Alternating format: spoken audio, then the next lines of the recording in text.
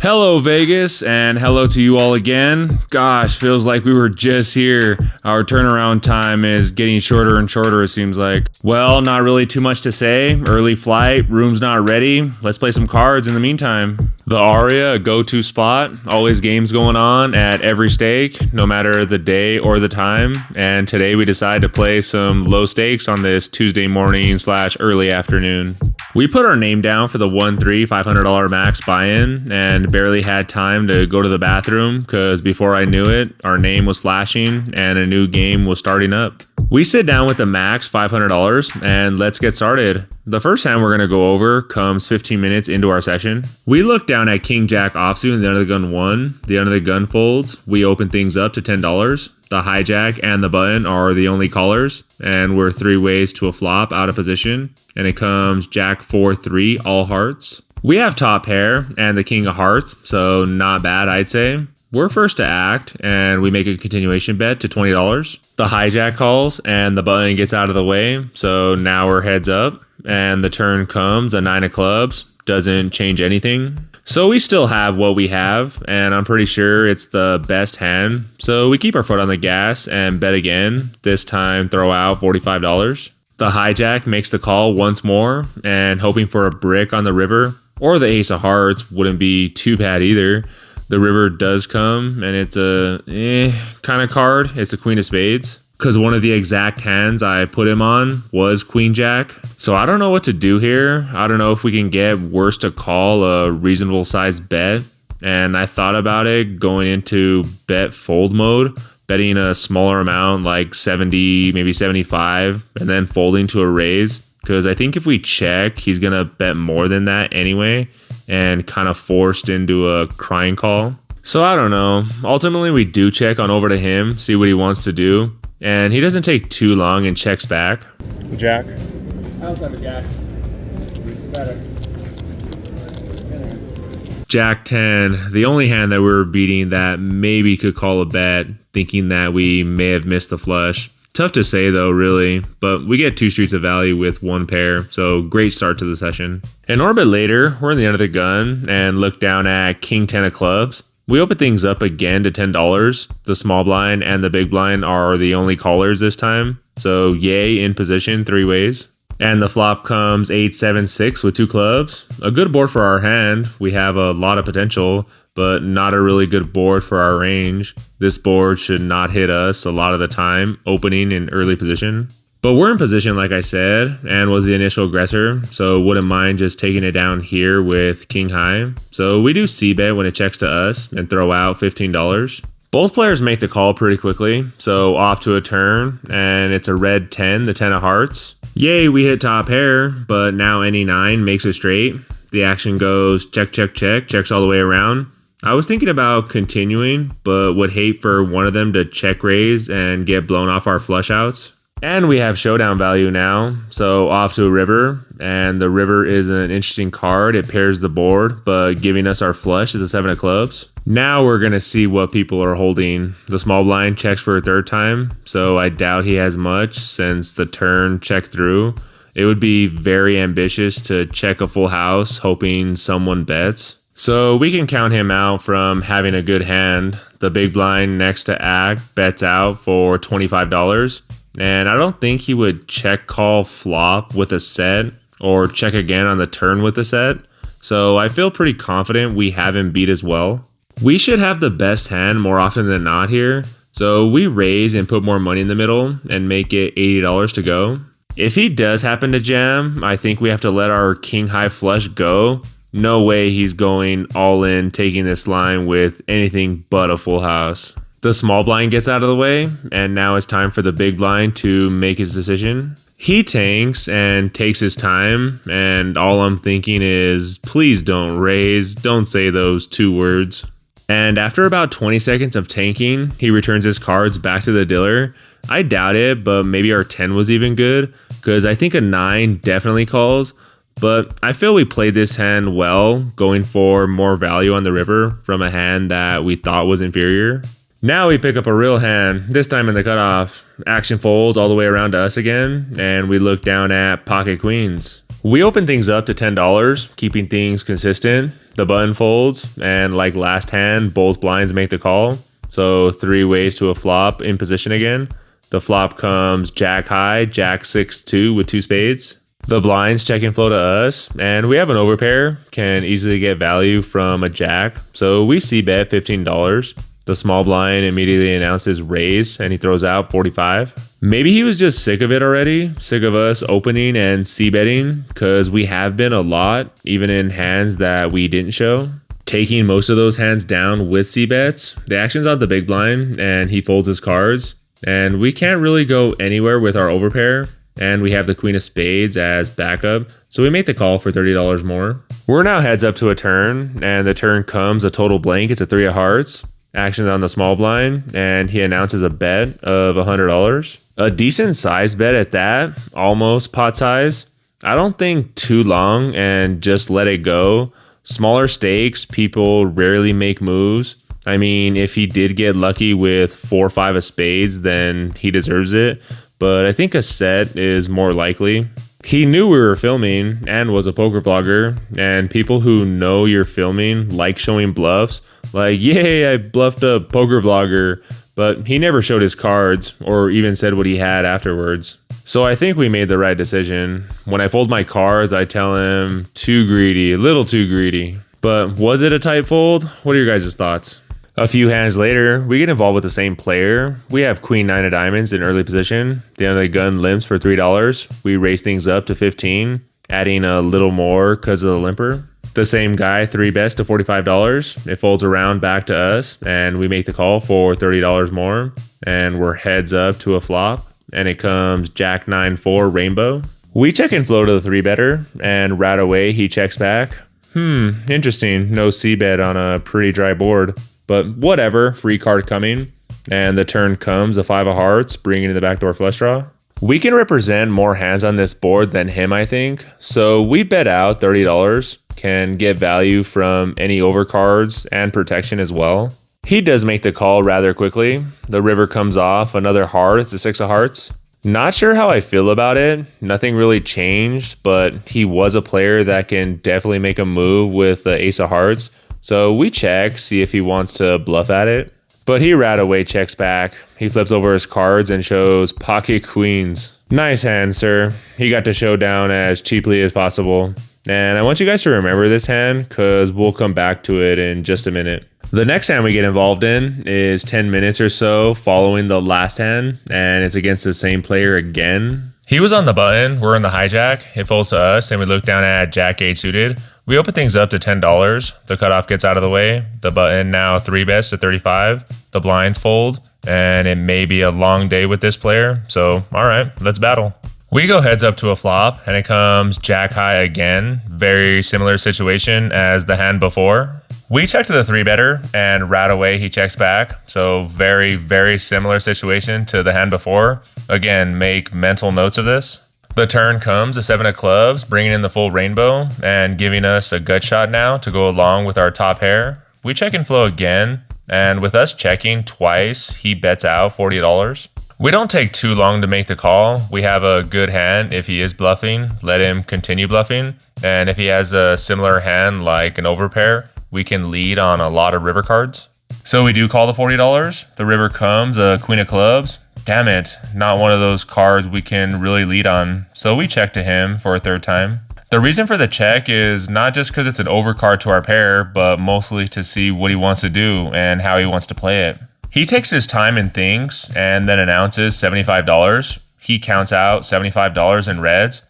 I think about this one for a little bit, just going over the hand from the beginning, and remember when I said to take mental notes of the previous hand? This is why. It was a similar board, and he checked an overpair when we checked to him on the river. He had queens, and in this case, he bet out $75. Also, if you remember, probably couldn't see it because I didn't zoom in on the hand, but when he did throw out $100, he used 4 greens. And now he counted out $75, but in reds. I mean, $75, $100, kind of the same, 4 greens versus 3 greens.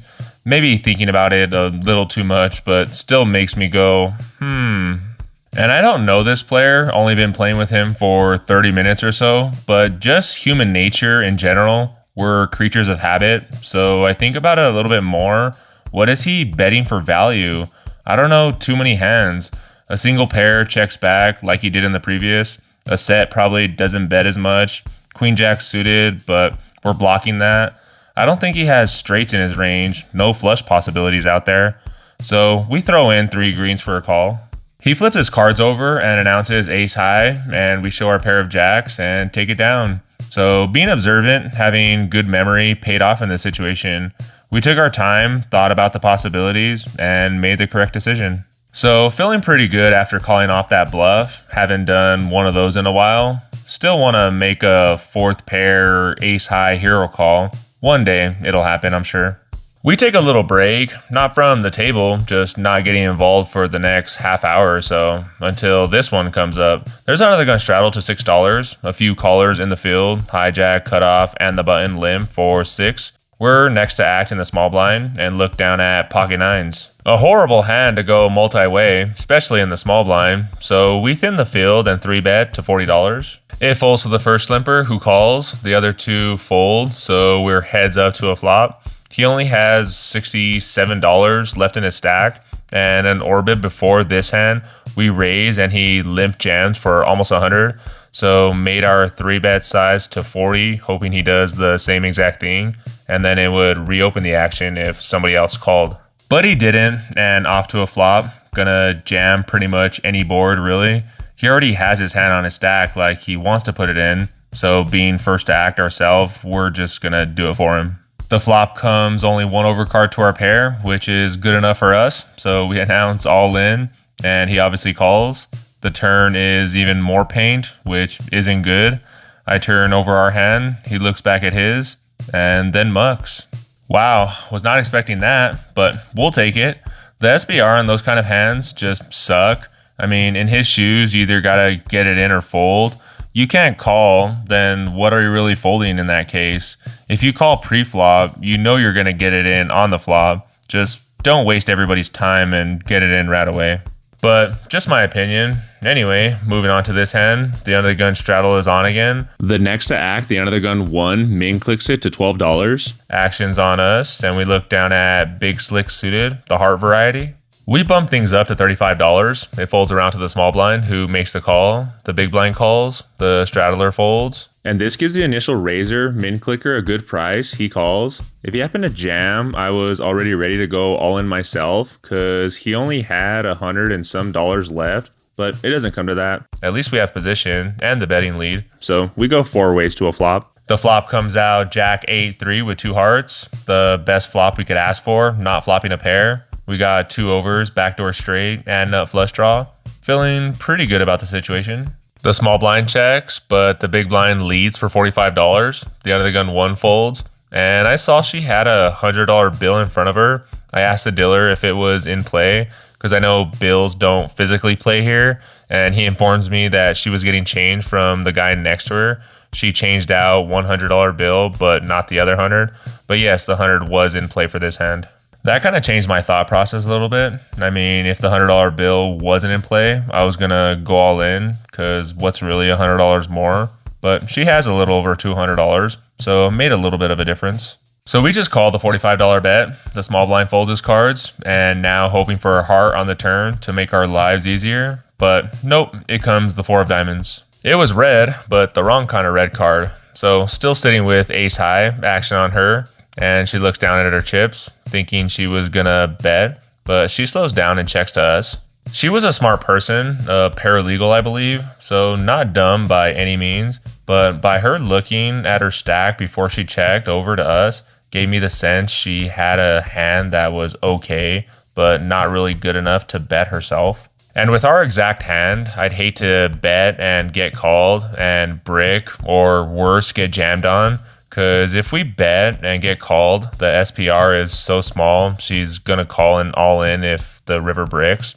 So we don't want to get blown off our equity. We check back, hoping to catch. So now, hoping for the best on the river, and we do catch, but not our flush. The river is a king of spades. She checks again to us, and now with 2 double checks, I feel like we have the best hand. So we put out a bet that I think we can get called by. There's $236 in the middle, and I think a jam is too greedy at this stake especially. Maybe at higher stakes and all in for $200 effective can get a call from worse, but not here. So we bet out 3 greens, and she takes maybe 5 seconds and makes the call. We show our king, and it's good. She flashes her cards, and she had ace jack, so top on the flop. The lead made sense now. I don't know what I was gonna do if you bet the turn. Well, it's not that. It's just how much, because that hundred in play kind of changed what I did. It's true. Not sure what I would have done if she bet the turn, especially Jan for $200. Might have just had to lay our hand down for that price anyway. Yeah, $75, $80, probably call, because anything bigger is just a jam because of how much she had behind. She was nice about it. Felt kind of bad getting lucky on her, but technically she got lucky first because we had her crush pre-flop. So it was only fair I caught as well. We do step away from the table this time, take 10 minutes, ate our food real quick, came back, and what a welcome sight to see. We looked down at pocket kings in the big blind. The guy in the under the gun who we battled with before opens to $10. It folds to us, and we raise the price of admission to $30. A little small being out of position, but oh well, we have a good hand, and there's only one card we don't want to see on the flop. He does make the call for $20 more, and forget everything I said about not seeing an ace on the flop, because we see 2 of them, which isn't the worst. Rather see 2 aces than 1 ace. We check on over to him, and he checks back. The turn is a 2 of diamonds. I guess we have to bet now, right? Can get called by worse, definitely. Any non-believer hands or other pocket pairs. So we throw out $25, and right away he mugs. I show and say, ew, gross. Our ace magnets turn into double ace magnets. Less than an orbit later, we upgrade. Yep, we do upgrade from the second best starting hand to the best numero uno starting hand in poker, pocket aces. There's an under the gun open to $7. The next act folds and action on us. $7 is definitely not enough. So we bump it up and make it 25 to go. It folds to the $7 opener and he calls. So we're heads up to a flop and we flop an overpair. Don't really remember the suits. Queen 4-3. The under the gun checks to us. We c-bet $20 and he folds right away. Lame. Not to worry though, because we get involved again 5 minutes later. We're in the big blind. The under the gun straddle is on. The cutoff and button limp. The small blind folds. And it's like deja vu because we look down at the same hand, same exact suit and everything. We're going to raise it up again, have to account for the dead money in there and make it $30 this time.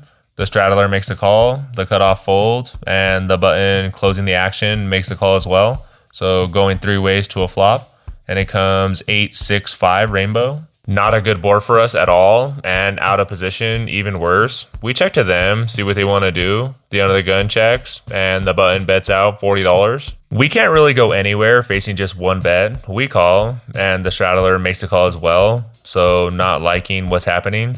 Only really gonna feel better if we improve, which we do not. The turn is a jack of hearts. I don't know what to do, so we check again, hoping they check back. And luckily enough for us, they do. So a free card coming, and it's another bad one. It's a 10 of spades. Just not our board. Only have one pair. Yeah, it's the best pair, but it's still only one pair.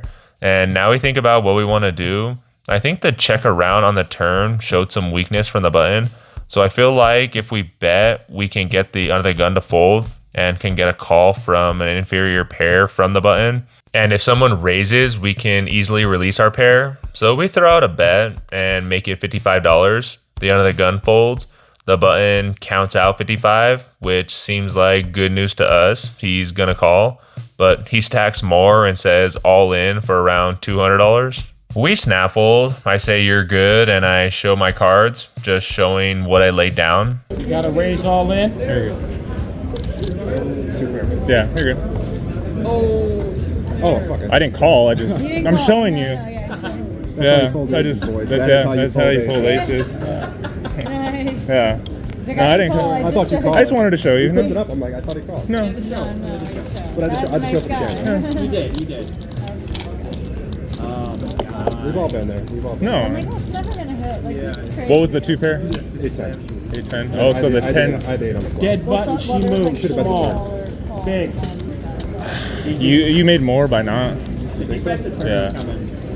Well, no. If you bet the turn, I fold. You gotta Just play. goes- I'll say you should have bet the turn. Oh, I should have bet. Well, yeah. I'm out of position. That's why. He apparently thought I called since I flipped, but no, was just showing that I knew I was beat. 10-8 offsuit, so he got lucky on us on the river. A raise from us at any point could have worked. The out of position kind of screwed us on this one. This guy was cool. He was a supporter of the channel. He subbed right away when he found out I was a vlogger, and that's how you fold aces. Pretty easy fold, I think. Even though we lost the hand, I'm happy the way we played it, and giving some money back to a subscriber isn't too bad either. Having a lot of fun, chatting with everyone, winning some money. I mean, what more can you ask for? Maybe pocket aces again? I guess it's good thinking, but we're not that lucky. We look down at Queen 8 offsuit in the big blind. No straddle is on in this hand. The hijack and the cutoff limp for $3. The button then raises, but only to 7. Okay, I don't know exactly what that means, but we'll go with it. The small blind calls, action on us, and I guess throw out $4 more. So we do. And sometimes at low stakes, people's raises make no sense, absolutely no sense. Your raise should always say something. Like before you raise, ask yourself, what am I trying to accomplish here with this raise? What do I want my raise to say other than I don't know what I'm doing? Really, just think about it, because if I had 7 deuce offsuit, I'm calling $4 in the big blind, because it's rare for the limpers to raise themselves, because if they had a good enough hand, like good enough to raise, they would have done it. And if the button had a premium like aces, don't you think he'd want to thin the field just a little bit? That's just me though. Anyway, back to the hand. We go 5 ways to a flop, and it comes 8-3-2 rainbow. We hit top pair, and this is something no one has seen. The small blind folds, which isn't the weird part. The strange thing is we lead. And I know I'm the check and flow vlogger. I preach it in every single one of my videos. Normally we check and flow. Just wanted to try it, see how it felt, and see what happens. The hijack and the cutoff fold, the button makes the call, and the small blind already folded. So now we're heads up, and the turn pairs the board. It's a 2 of clubs. We check this time, and the button wants to take over the betting lead and throws out $25. We call pretty much right away. The river is a 10 of spades. We check again, because not getting a worse hand to call. And if he has 2 overs, he has to bet to win, and then we can bluff catch. But he sadly checks back, and we know we have the winner, show our cards, and our 8 is good.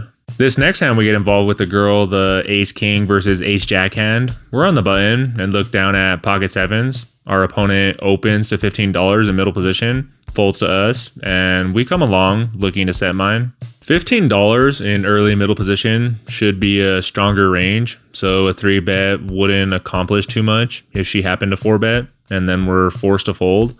The blinds get out of the way, so we're heads up to a flop, and it comes magical. It's 7-3-3 rainbow. Not a worry in the world, except one, because before this hand, she's been saying she's gotten small pocket pairs like the last half hour, 3s, 4s, 5s. And I told her, well, you get them enough, eventually you'll catch, which is true. The numbers show that you will catch a set on the flop eventually. Let's just hope that's not this hand. She makes a small C bet to $10. I think with an overpair, she's betting more, so she might be drawing dead. Or quads, those are the only 2 options. Leaning towards the drawing dead though.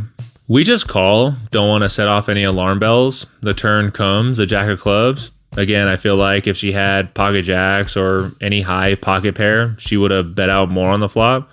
So when she continues betting on the turn for $20, she has $200 give or take total in her stack. And just calling won't get all the money in on the river. So we have to put in more now. So we do and raise and make it 75 to go. Which if she does call, she'll have $125 left for a river jam. Not too big, a little more than half pot. She takes her time with this. She's kind of doing some good or bad Hollywooding, depending on how you want to look at it. Let me kind of paint you a picture where you see OMCs like really frustrated, tanking, thinking, not knowing what to do, and then go all in, because that's exactly what the Hollywooding looks like. Holy shit, you have quads, really?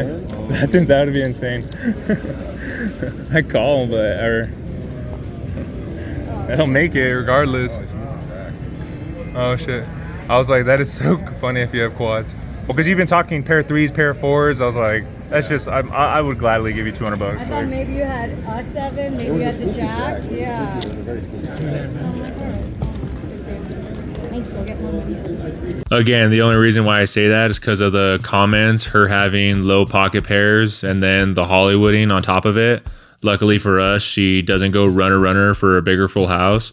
And our read on the situation on the flop was correct. She was basically drawing dead. So the smooth call for $10 allowed her to catch up and catch one of her cards for 2 pair. She took it pretty well, and I can't remember what she wanted her name to be on here. Something like chipmunk disposal, like garbage disposal, because she said she could eat a lot. I was so close to challenging her to an eating competition or like an eating challenge, because you all know your boy can put down some food. Gains, baby. The last hand we're going to go over comes just 2 hands later, and it's kind of an interesting one. There's another gun open to $7. The low jack calls. We're next to act and look down at ace queen offsuit. A solid hand, so we bump things up to $25. We should have made it more, $30 at least, but 25 is the number, and both the initial raiser and the guy to our right calls. So going 3 ways to a flop, and it comes 3 2s. You don't see that too often, where the flop comes all the same card. The under the gun checks, and the low jack double hand bets $40. And I think he only had like $52 or $53 total in his stack. So it's basically an all-in, and not really worried about him having a 2. For 1, because he was a little tipsy, slurring his words. And 2, most, if not all players that play Texas Hold'em check flop quads, especially not being the initial aggressor. But if he has any pocket pair, we're behind, and we do have another player left to act, and that player does have chips, give or take $400 in his stack. why? Why? If he wasn't in, I'd give you $40. But why? Back. Why? Maybe you got the 2. Maybe he's got. If you got the 2, you got to show it. Yeah, seriously, you gotta show it. Like, just or, Yeah, you. just show your hand regardless. Because like, what do you? That's a bettable hand. I had an ace, but Yeah, that's a good bet. It's it wasn't all in. Like, I was like, no, I didn't go all in purposely. no, but like, I mean, it was technically an all in. Like, Well, I mean, I had you made me, or you got the best hand to fold, so you did good. But again, if he's, I mean, I can call 40, but at 400, it's like. King Jack offsuit, so he did get the better hand to fold. Like I said, I was more worried about the under the gun 1 than the $53 that he had, but great move by him. He took it down. And that was pretty much the table vibe the rest of the session. We play for a half hour more, but nothing too significant happens. Just a lot of chit chat going back and forth about the election, because on this day the votes were coming in, and I know there isn't supposed to be any political talk at the table, but everyone was having a hard time sticking to that rule on election day. But our room is ready, so that was it for us. We rack up our chips, head to the cage, and call it for this one. All right, guys, I got a good one, short one for you all, and I don't want to take up too much of your time because not a lot of you watch this part of the video anyway, but we're in for 5, out for this many, so really good session. Only played a little over 4 hours, and we doubled our money, so that was awesome.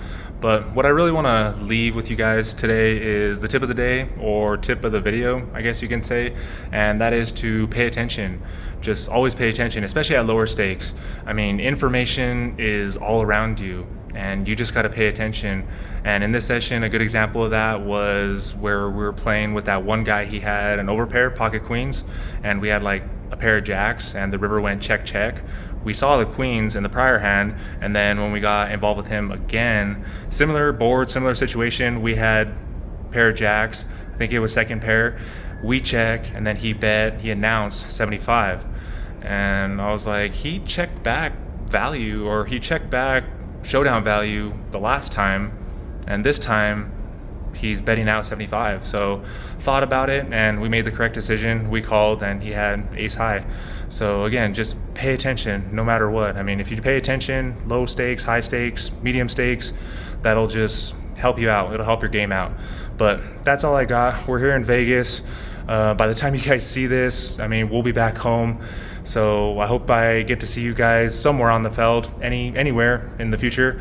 And if you guys do see me, don't be afraid to say hi. I do appreciate all the support. Give this video a like, help a guy out. And always remember, I'm Matty Ice. This is Gains Poker.